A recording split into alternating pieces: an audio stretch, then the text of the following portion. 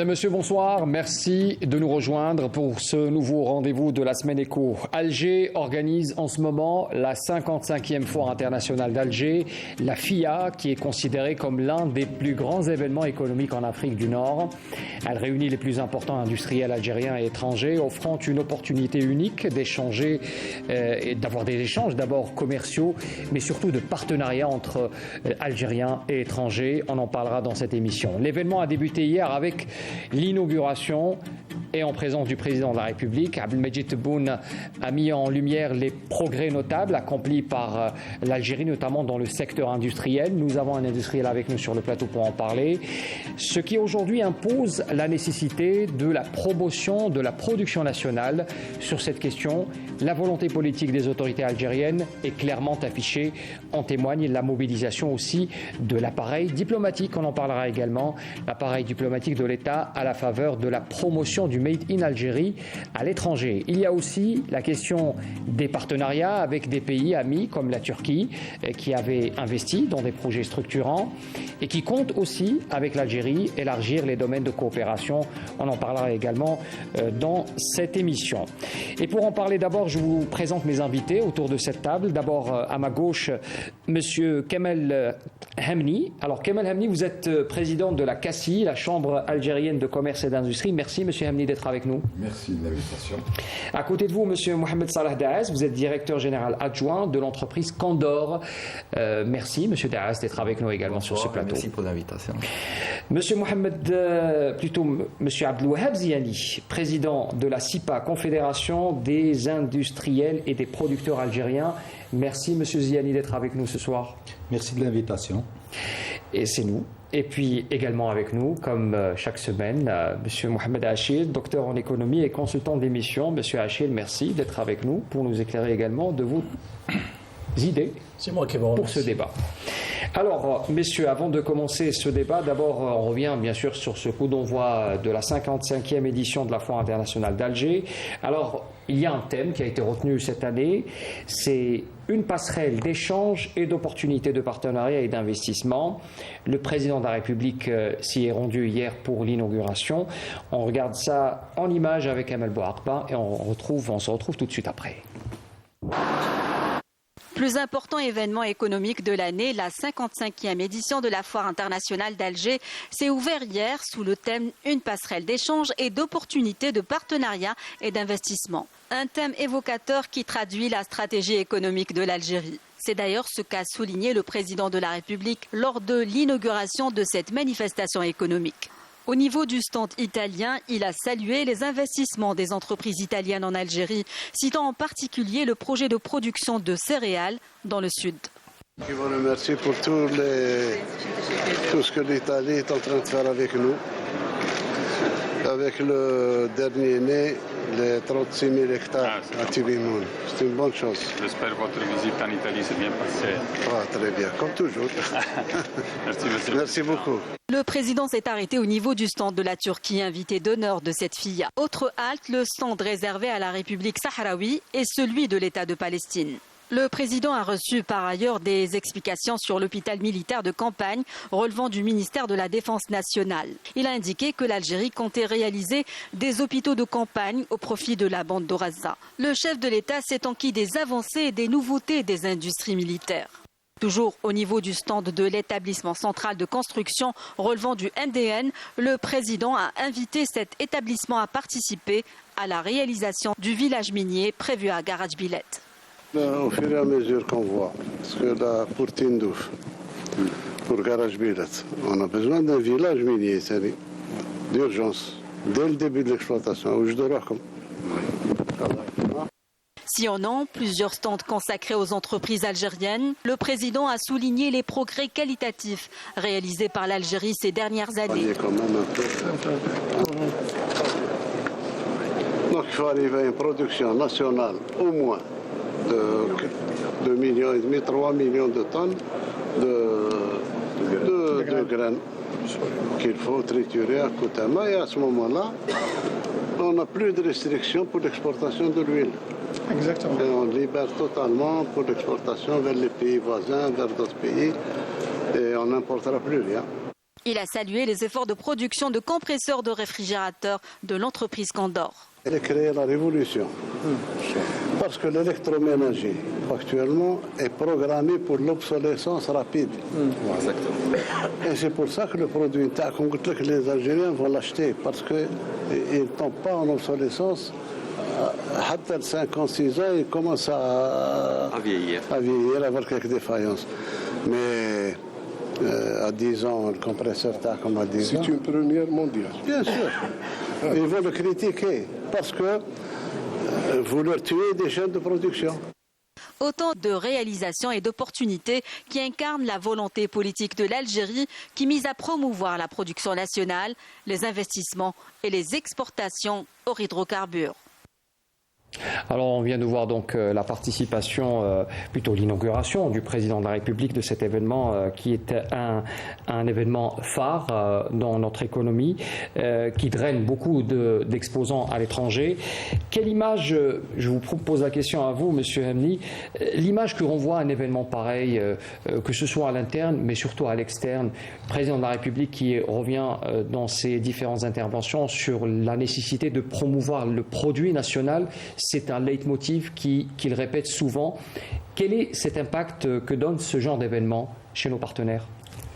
Effectivement, vu la stratégie que développe notre président, avec la limitation évidemment des produits à consommation directe, les investisseurs locaux et même ceux de l'étranger ont compris la leçon, c'est-à-dire que pour vendre en Algérie, il faut intégrer, il faut produire.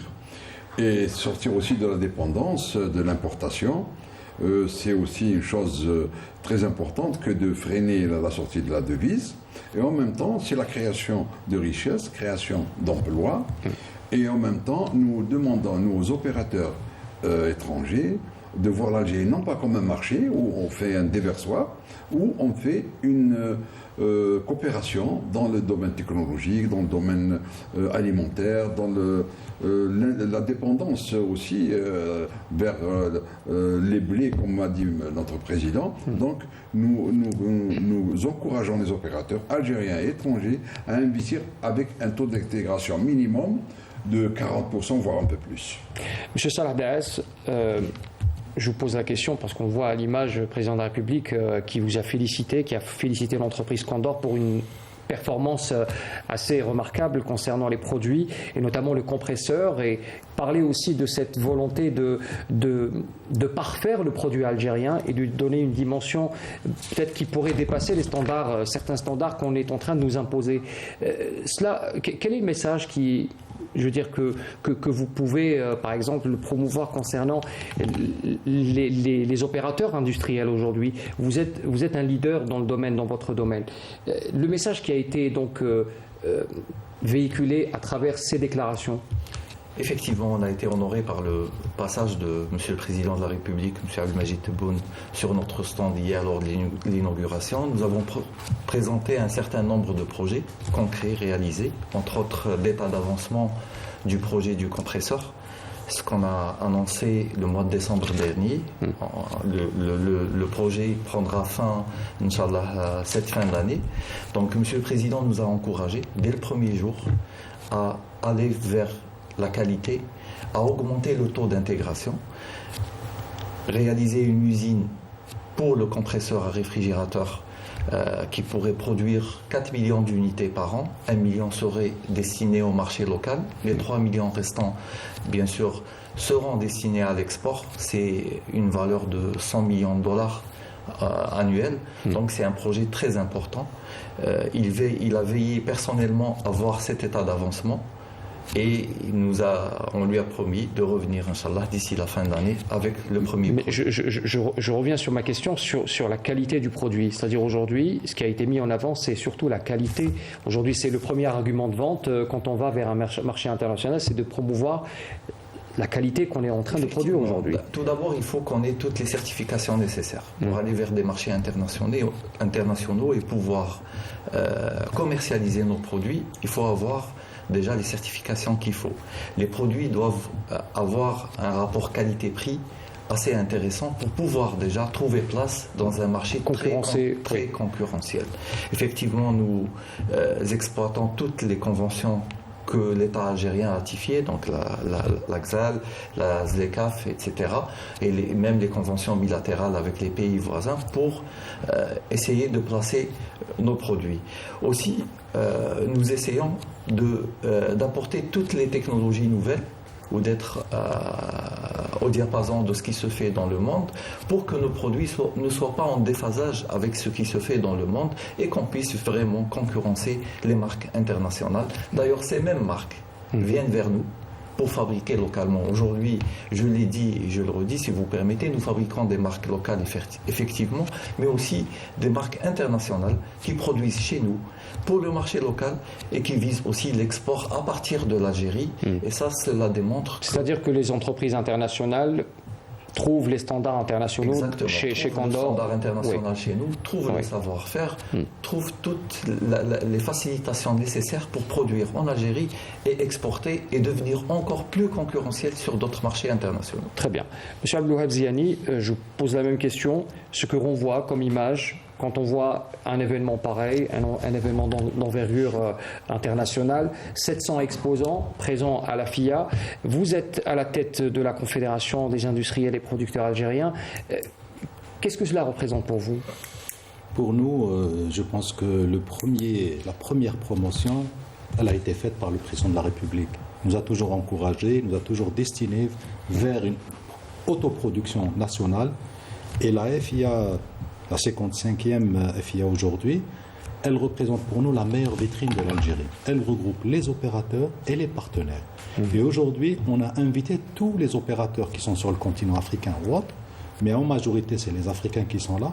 C'est une vitrine de l'Algérie pour montrer et démontrer que le pays est véritablement industrialisé, tout en sachant que l'industriel algérien en interne augmente sa capacité de production vers le marché local et l'export.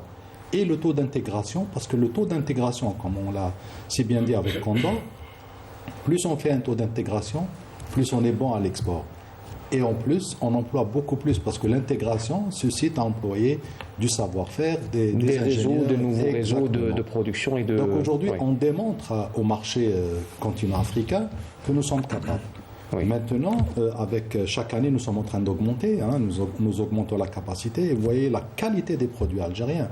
Je l'ai toujours dit dans tous les plateaux que l'Algérie offre une qualité européenne ou internationale, mais un prix africain. Donc on peut se permettre de pénétrer les marchés africains avec une qualité algérienne qui est Made in Algeria, mais qui n'a rien à envier aux autres marchés. La question que je vous pose, c'est par rapport à quand on a des événements comme la FIA en ce moment, j'imagine que la CIPA, c'est beaucoup d'échanges, beaucoup de discussions avec des partenaires, création peut-être d'opportunités nouvelles. Est-ce qu'aujourd'hui, ça bouge très vite aujourd'hui, on imagine? Ça bouge très très vite. D'ailleurs, ce matin, on était ensemble avec le président de la Chambre. Nous avons été... Et la même question que j'aimerais aussi vous entendre aussi tout à l'heure par rapport au fait que le travail que fait la Chambre, la CACI et la CIPA de son côté aussi. Bien sûr, nous ne sommes pas uniquement là quand il s'agit de la FIA. La CIPA, donc, elle mobilise ses opérateurs qui sont là.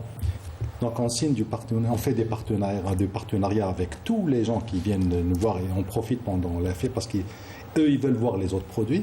Ils ramènent avec eux d'autres personnes. Et aujourd'hui même, donc, le Mali nous a interpellés en pleine audience. On est en train de travailler en nous disant nous avons besoin. Donc on a répondu oui, on va vous emmener sur les stands. Donc dès qu'on a terminé... Quelles sont par exemple, prenons l'exemple du Mali, quelles sont par exemple les attentes? Il y a des attentes de la part de l'Algérie en matière d'échanges commerciaux par exemple? Bien sûr. Dans quel domaine par exemple? Donc le domaine aujourd'hui, nous avons besoin beaucoup de coton que le Mali produit et nous l'importons de l'extérieur.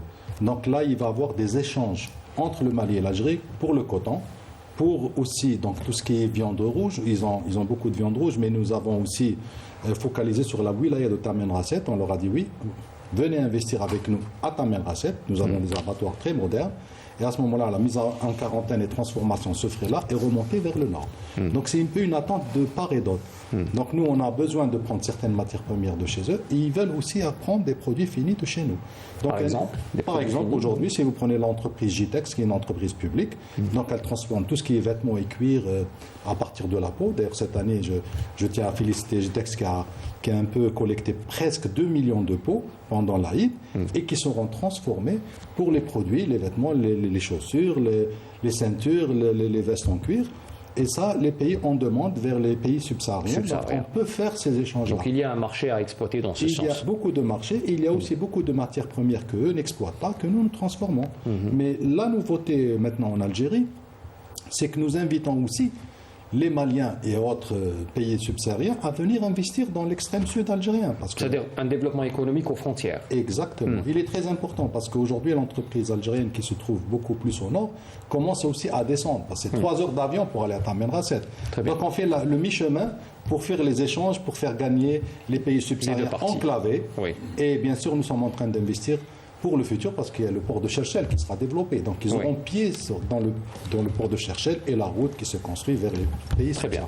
Monsieur H, je pose la question, on revient sur le salon et sur l'importance du salon. Il y a un stand qui est assez imposant et assez important, c'est celui de l'Armée nationale populaire, où il y a un côté industriel qui est très avancé, hein. On l'a vu sur les images. Le président de la République a félicité aussi le personnel militaire pour ce développement industriel. Il est important aussi de développer justement ce segment, cette industrie aussi, qui fait partie d'un ensemble. Justement, l'armée nationale populaire participe activement dans la création de richesses et dans le développement économique de notre pays.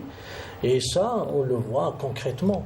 On a vu le développement mécanique, par exemple, de la filière mécanique, comment qu'elle a su par de la SNVI, entre autres. Effectivement, restructurer, développer SNVI. On a vu les nouveaux camions. Je pense que tous les Algériens l'ont vu. Avec un design nouveau, avec un look nouveau, donc il y a un design quand même futuriste. On se souvient quand même. Pendant plusieurs décennies, ce camion n'a pas changé de look. Oui, K66, K120. Et là, on a vu des modèles modernisés. Et cela montre quand même donc, de l'engineering au niveau de l'ANP, mais l'expérience aussi, parce que l'ANP a plus d'une vingtaine, je pense, d'unités de fabrication dans plusieurs spécialités. Donc, ils ont une expérience très importante. Ils ont été même précurseurs dans certains domaines industriels. Tout à fait, hein. Oui, l'industrie lourde, l'industrie militaire, maintenant on a vu les drones, donc c'est une industrie quand même de pointe. Donc tout ça montre que l'ANP joue un rôle actif dans la diversification de l'économie algérienne et même dans la construction, surtout des autonomies stratégiques pour certains secteurs. Donc cela quand même constitue un levier pour notre économie et une sécurité aussi pour notre économie. Parce que réellement, il ne faut pas qu'il y ait c'est-à-dire d'idéologie quand il s'agit de l'économie, quand il s'agit. Donc, si on prend par exemple même les industries, quand on parle des 3 grandes industries des pays développés comme les États-Unis, donc il y a l'industrie militaire. Absolument. En plus de l'industrie financière et de l'industrie pétrolière. Et qui fonctionne à plein régime. Bien sûr. Donc, et là, notre ANP est en train de faire un très bon travail, de participer à l'effort national de diversification de l'économie, et ça, c'est très positif. Mais on avait aussi cette continuité. Chaque année, l'ANP nous montre des nouveaux modèles, des innovations, des modernisations, des diversifications, et tout ça participe, je le répète, à l'effort national de diversification, de création de richesses et même de création d'emplois. Monsieur Hamni, j'aimerais aussi vous entendre sur les échanges. On parlait tout à l'heure de ce que fait la CIPA en matière d'échanges bilatéral. On imagine que la CACIE est également investie pleinement, pas seulement à l'occasion de la FIA. On imagine qu'à la FIA, il y a plus d'effervescence parce qu'il y a beaucoup d'invités aujourd'hui, mais en temps normal, vous travaillez sur pratiquement tout le temps sur ces échanges. Oui, bien sûr. Je vais revenir d'abord sur la question de M. Ziani. pour ajouter encore un point d'éclaircissement, concernant la zone frontalière au sud, notre président a créé 5 zones franches au sud. Justement, c'est pour capter un peu la zone frontalière et créer de la richesse, et ce qui rejoint la dame pour l'export des viandes au niveau de Tamarasset. Et elle-même, elle nous a interpellés sur le panel quand j'avais parlé du clinker algérien qui passe à travers les traders pour retomber à un prix très cher qui est au Tchad, au Mali. Ils ont 4 clinkers, ils ne savent plus où acheter. Ils achètent en deuxième, troisième main, et c'est ce qui fait que le ciment est très cher et ça freine un peu le développement.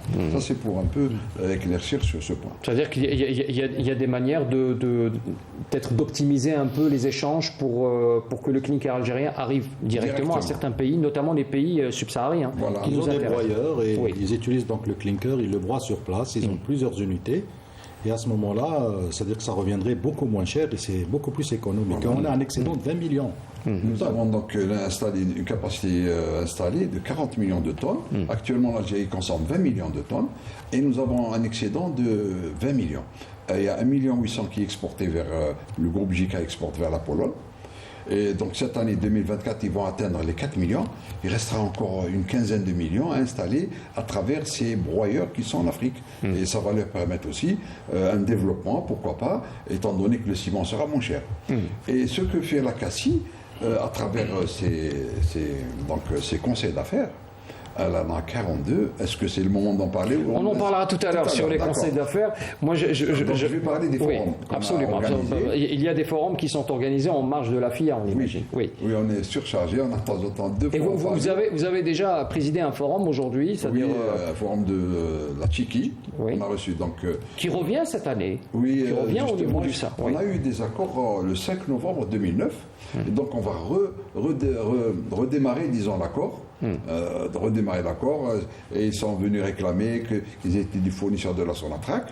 Effectivement, ils ont ramené un panel de 15 personnes, et sur ces 15 personnes, ils représentent 60% du PIB de la Tchéquie. Et ils se disent que c'est le pays le plus industrialisé d'Europe. Effectivement, on a vu hier soir, on était invité à l'ambassade, on a vu un petit documentaire sur l'industrie militaire, l'industrie civile. Effectivement, la Tchéquie, donc ces 15 personnes, donc ils ont trouvé leur vis-à-vis sur place. Et cet après-midi, donc j'étais au panel de l'Afrixim Bank.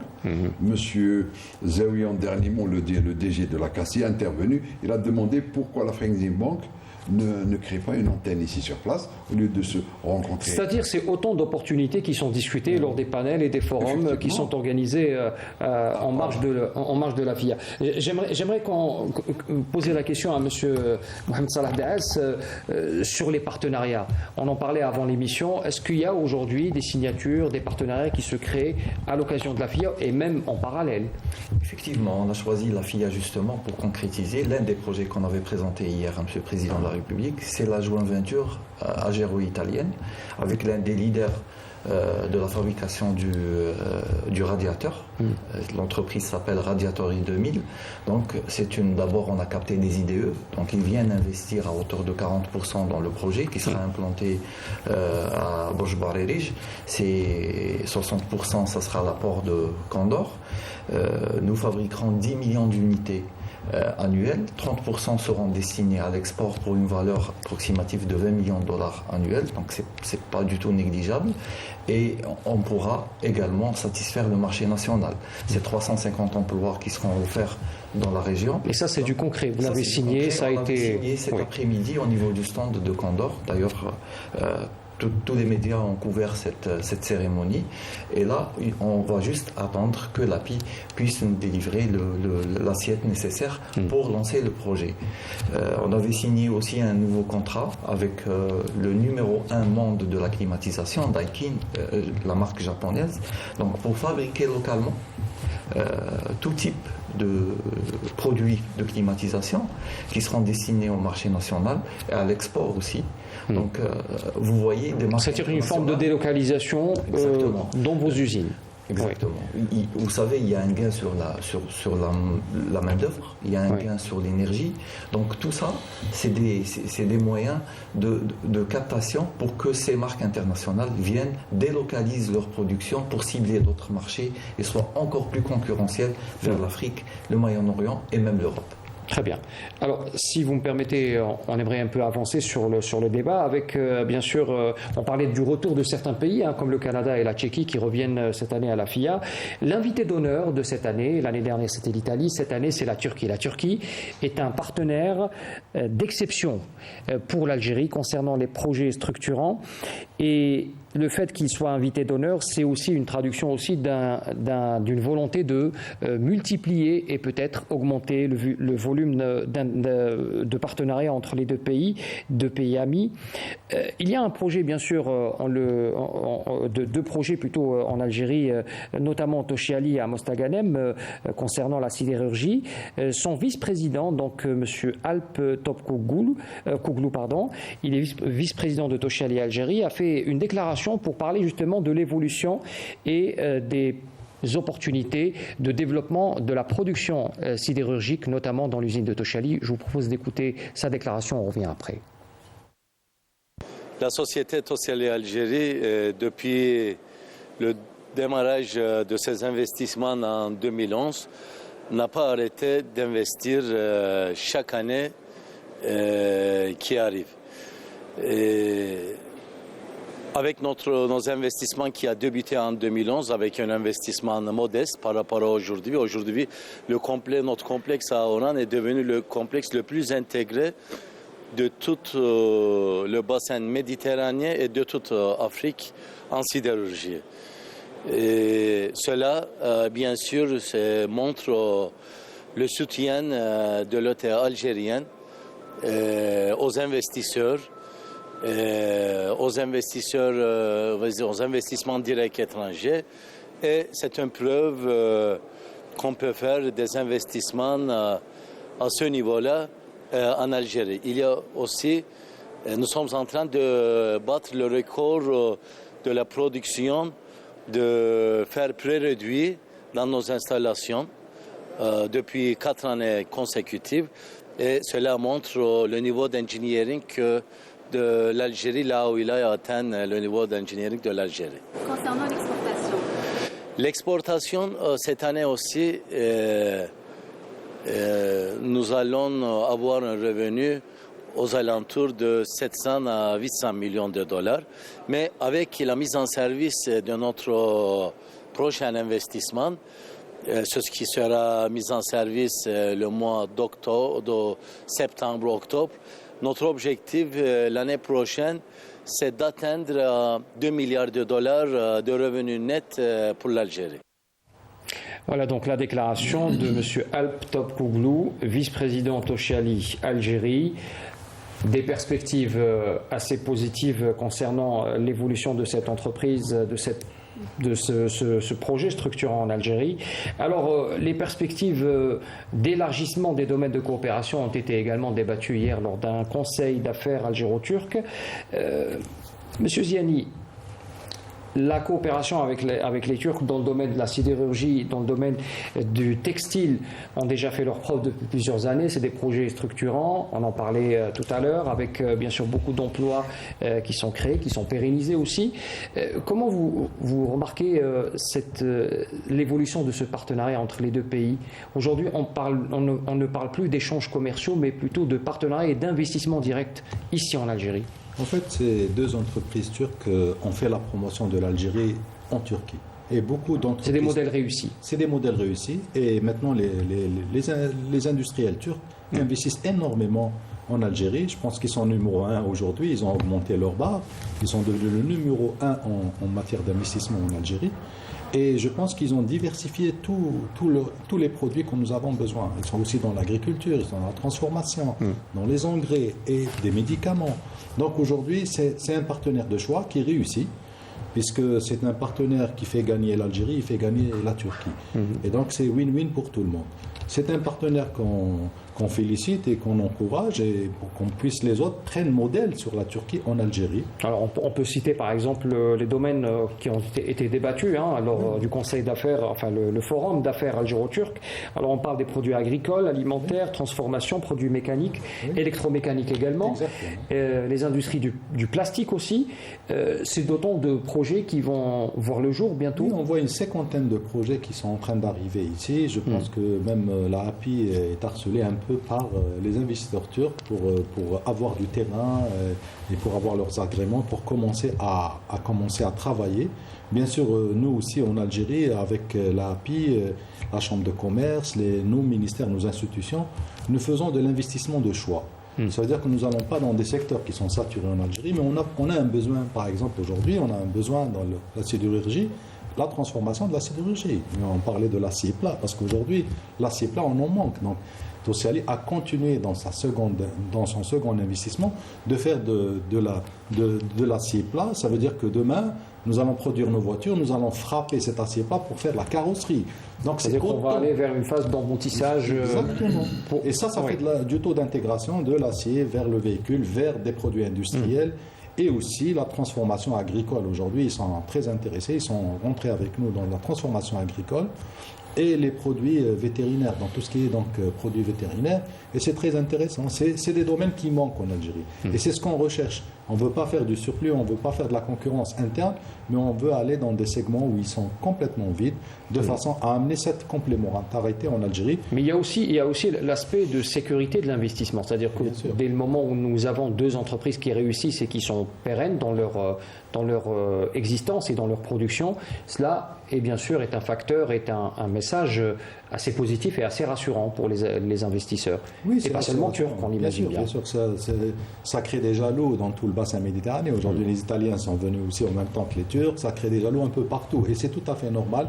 L'Algérie, maintenant, a fait cette loi concernant donc d'assurer sur l'investissement et d'assurer bien sûr le transfert des dividendes. Aujourd'hui, c'est aussi l'API qui se met en place avec une plateforme extraordinaire donc qui accompagne complètement l'investisseur étranger, qu'il soit seul ou qu'il soit en partenaire avec les Algériens. Nous, on choisit toujours le modèle partenaire algérien. C'est-à-dire qu'on recherche toujours à marier deux entreprises parce qu'il faut un local dans son pays local. Il permettrait d'aller plus vite. Et c'est tout à fait normal que maintenant les Turcs s'associent avec les Algériens, ils font du partenariat, ils font de la construction et c'est extraordinaire. Merci. Monsieur Hachir, même question sur la Turquie. Oui, je pense le stock des IDE de la Turquie sont évalués à 6 milliards de dollars. Il y a une perspective même jusqu'à 10 milliards de dollars. Donc cela montre quand même un saut qualitatif en matière d'investissement des entreprises turques en Algérie, même d'efforts de diversification. Et cela montre aussi que notre environnement est attractif, parce qu'il y a toujours la logique de l'entreprise. Donc l'Algérie offre des avantages comparatifs assez intéressants, et cela a contribué à capter et à intéresser beaucoup d'entreprises turques. Et on voit aujourd'hui ces entreprises contribuer dans la création d'emplois, donc énormément d'emplois, et dans la diversification des exportations, c'est-à-dire les exportations hors d'hydrocarbures. Il y a ces investissements aussi qui vont créer ce qu'on appelle un effet d'entraînement pour l'électroménager, pour l'industrie automobile, pour plusieurs industries. Donc cela parce qu'ils ont investi dans ce qu'on appelle les industries manufacturières, des industries lourdes. Ce qui demande peut-être un équipement. Oui, ça demande beaucoup d'investissement. Donc cela montre aussi donc, cet engagement de la part de la partie turque pour investir en Algérie, et ça donne aussi des bons signaux pour d'autres pays et pour d'autres entreprises étrangères. Absolument. Quand on voit des modèles comme ça effectivement réussis, donc ça donne des bons signaux aux étrangers. Monsieur Hamni, je pose la question également par rapport à la Turquie, mais il faut mettre en évidence aussi un autre paramètre, c'est qu'aujourd'hui l'Algérie n'offre pas seulement le marché algérien pour ses nouveaux investisseurs. Il y a la perspective africaine derrière. C'est toute une politique qui a été donc promue, avec des zones franches, avec la ZLECAf aussi, parce qu'il faut aussi parler sur les deux plans. Aujourd'hui, pour les Turcs, ce n'est pas seulement l'Algérie, c'est ce qu'offre l'Algérie par rapport à l'Afrique. Effectivement. Tout d'abord, je vais faire un petit point concernant les accords avec les Turcs. Lors du dernier passage du président Tayyip Erdogan avec notre président, ils se sont entendus sur un chiffre de 10 milliards de dollars d'investissement. Et nous sommes actuellement à 6,3. Et la dernière fois, lors de la rencontre avec le ministre du Commerce, on a dit qu'il faut faire très vite pour arriver à atteindre les 10 milliards d'ici 2026. Donc, concernant les investissements turcs ici, effectivement, le pays est devenu attrayant, d'une part à cause des accords d'abord. Donc, pour réussir une économie, il y a plusieurs outils. Et parmi ces outils, nous avons donc les deux zones de libre-échange, l'AXAL et la ZLECAf.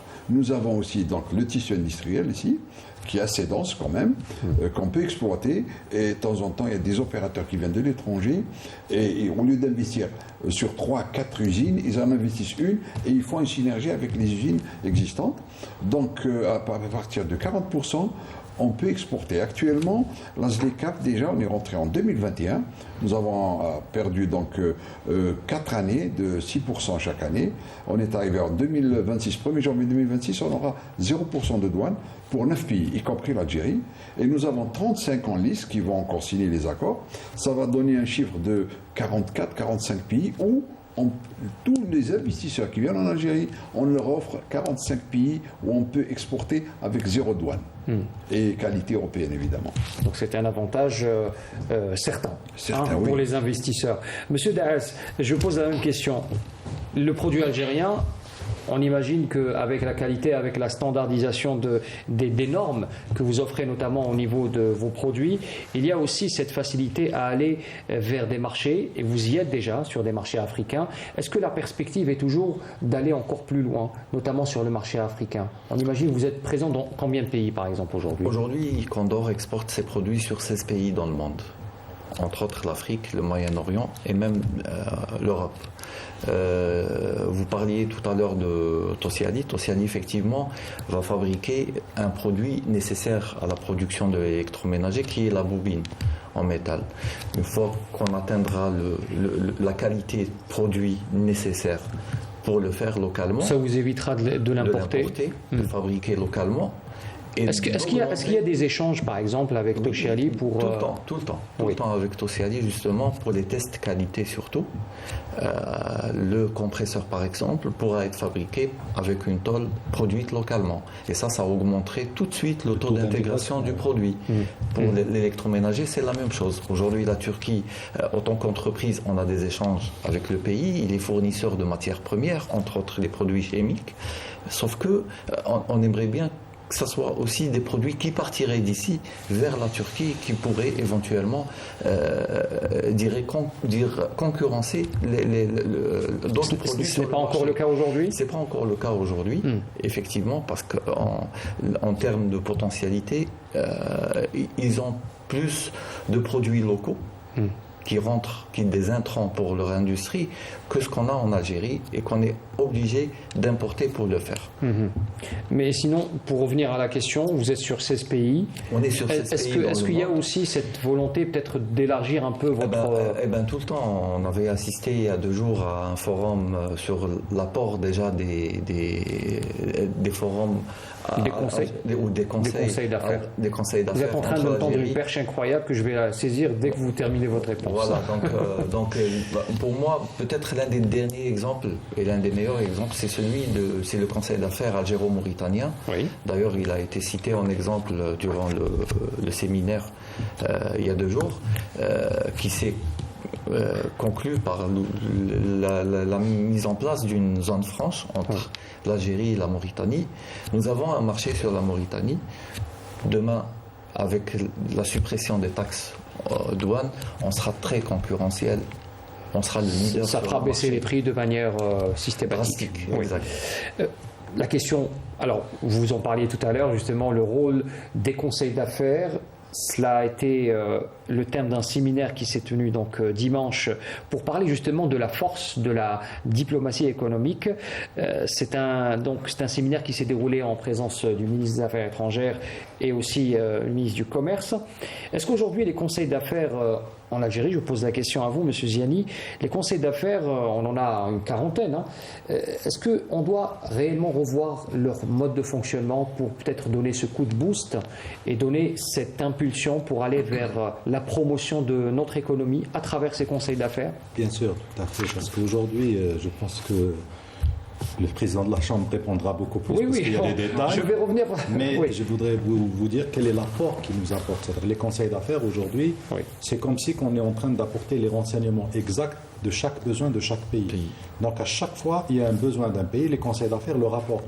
Moi, je préside le Mali et je co-préside aussi le Sénégal. Donc pour moi, c'est ramener les données, ramener la demande et comment voir dans le conseil d'affaires. En fait, c'est les hommes d'affaires qui vous ramènent les besoins de chaque pays. Nous, on voit d'un côté les matières premières et aussi quelques produits. Eux aussi, ils nous voient comme matières premières et des produits. Donc le conseil d'affaires apporte dans les deux sens. Et aussi, on a un renseignement qui nous apporte de façon à redistribuer l'information au niveau de nos industriels, à se préparer vers un pays qui est destiné.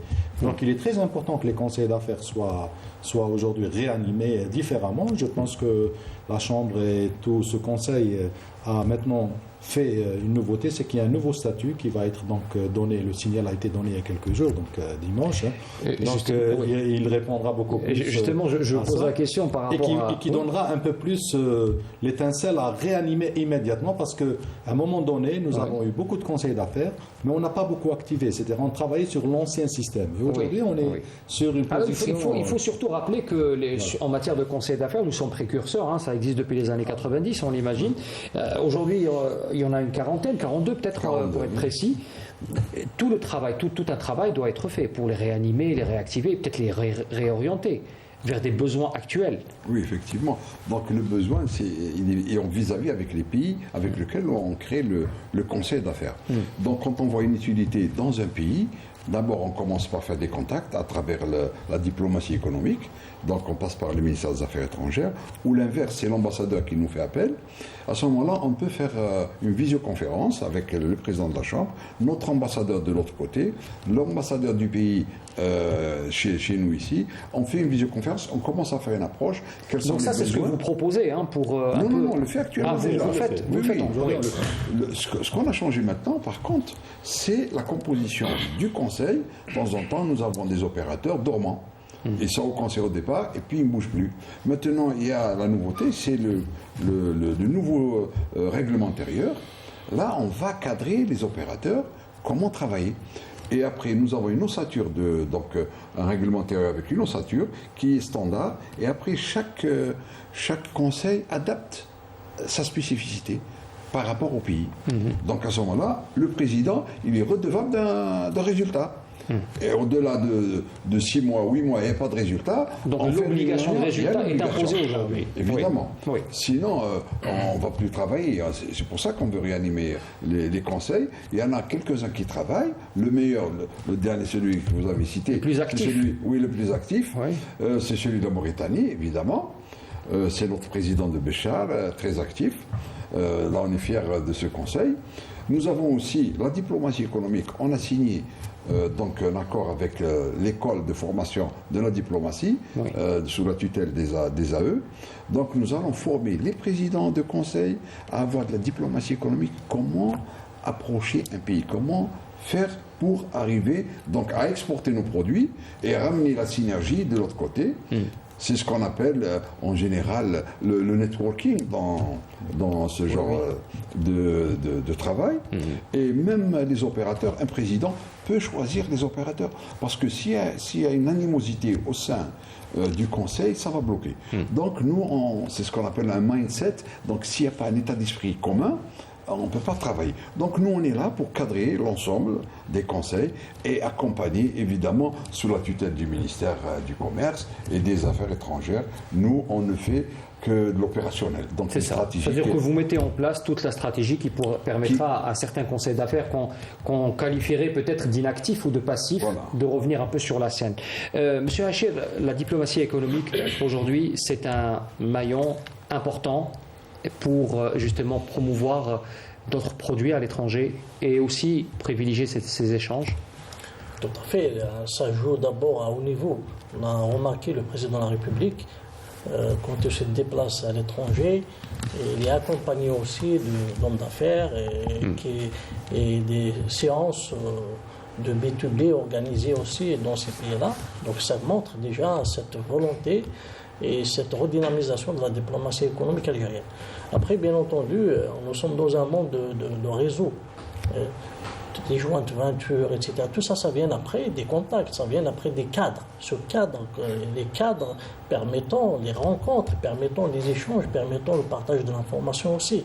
Mais aussi donnant des occasions pour saisir les opportunités d'affaires et de partenariat. Donc il faut encore dynamiser ce genre d'initiative de façon déjà à montrer le potentiel important de notre pays.